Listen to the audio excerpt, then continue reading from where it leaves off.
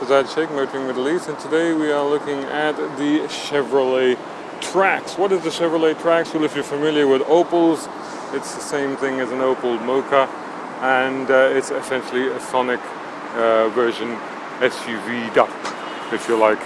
What has it got? It's got a 1.8 litre engine putting out 140 brake horsepower, 129 pounds-foot of torque, driving through a 6-speed automatic. This thing is small, light, weighs 1,300 kilograms, and there are several versions of this. You can get an LT version with front-wheel drive only, which will cost you 67,000 dirhams, or you can get right up to this one, which is the range topper, LTZ, with, as you can see, all-wheel drive, which is the one that I would recommend. They're a little bit more pricier at 83,000 dirhams. So let's have a look at this car. We'll start with the boot.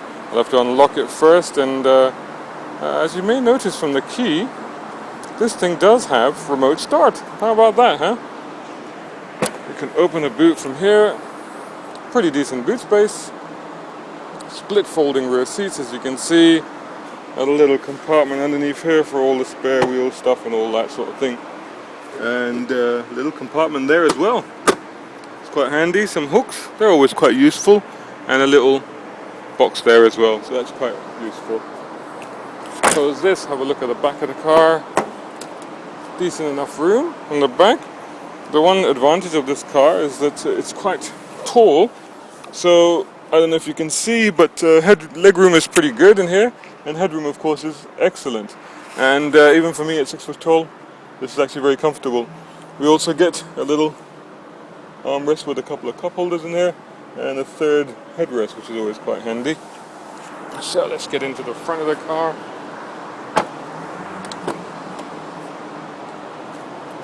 This one has leather because it's a LTZ, so you don't necessarily need that. Let's do first things first. Let's actually start this up. Normal key start. And it has quite... oh, let's turn that down. From here. I could do it from here, but I could also have done it from here as well. So there are remote controls on the steering. Slightly different layout, quite interesting. Big speedometer. You can cycle through this information on the right there with this knob on the stalk here. So you can go, yeah, this is in kilometers per litre, average speed, and how far you can go, half tank, 260. Not bad at all. It's quite nice in here.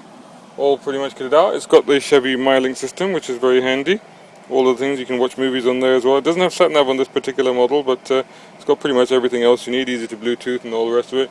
AC, very good AC actually. Very effective, and it cools down very quickly. Lots of little cubby spaces. Little box there. Glove box there. The USB is in there. 2 compartments in the doors. There's something like 4 cup holders here. So 4 plus 2 in the back, that's 6. Driver also gets an adjustable armrest, which is quite nice. Proper handbrake. Yeah, that's pretty much it, you know. It's oh, another compartment, of course, I forgot to mention. One right here at the top. There you go. Another one there. And of course there's a little space there as well, just ahead of that. So, great little all-rounder. Very peppy, very capable. We took it probably places where no Trax has gone before, and you can read about that in the story coming up soon. But overall, a great new contender in this interesting small SUV segment. Definitely worth one for the short list. Full review on motoringme.com.